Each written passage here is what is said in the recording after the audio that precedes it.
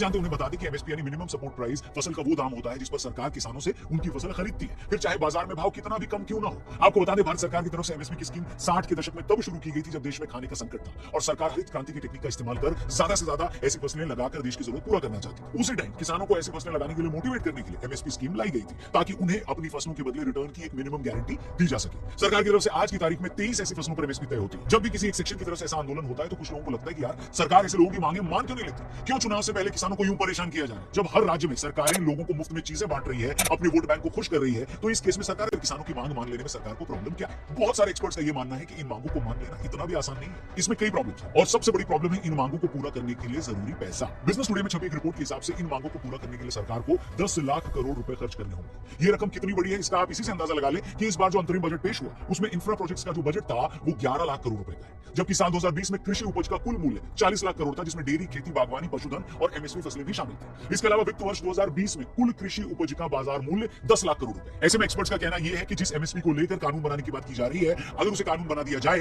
तो इतने रुपए आएंगे कहां से। उनका कहना है कि सरकार को या तो इंफ्रास्ट्रक्चर के बजट से पैसे काटने पड़ेंगे या देश को अपना रक्षा बजट कम करना पड़ेगा। ऐसा नहीं तो क्या सरकार डायरेक्ट और इनडायरेक्ट टैक्स को बढ़ाकर इस पैसे का इंतजाम करे। पढ़ने वाले 10 लाख करोड़ की बात कर रहे हैं। इसके अलावा किसान 10,000 रुपए पेंशन, साल में 200 दिनों के लिए 700 रुपए दिहाड़ी के हिसाब से मनरेगा में रोजगार, मुफ्त बिजली और डीजल सब्सिडी की भी डिमांड कर रहे हैं। और इन सारी मांगों के बजट को जोड़ दिया जाए तो फिर ये फिगर 36 लाख करोड़ के आसपास बैठता है। अब सरकार अगर इतना पैसा सब्सिडी में लगा देगी तो उस पैसे की भरपाई करेगी कहां से। जाहिर तौर पर इससे आपको और हमें मिलने वाला सामान महंगा हो जाएगा, हर चीज पर टैक्स ज्यादा देना पड़ सकता है, ज्यादातर डेवलपमेंट प्रोजेक्ट्स या तो रुक जाएंगे या आगे के लिए टल जाएंगे, आर्मी को भी मजबूत करने में कम पैसा लग पाएगा। एक्सपर्ट्स तो यहां तक कहते हैं कि अगर सभी फसलों पर एमएसपी देने की मांग मान ली जाए तो इसका सारा खर्च 40 लाख करोड़ रुपए तक पहुंच जाता है। और फन फैक्ट ये है कि इस फाइनेंशियल ईयर का हमारा कुल बजट ही 45 लाख करोड़ रुपए का था।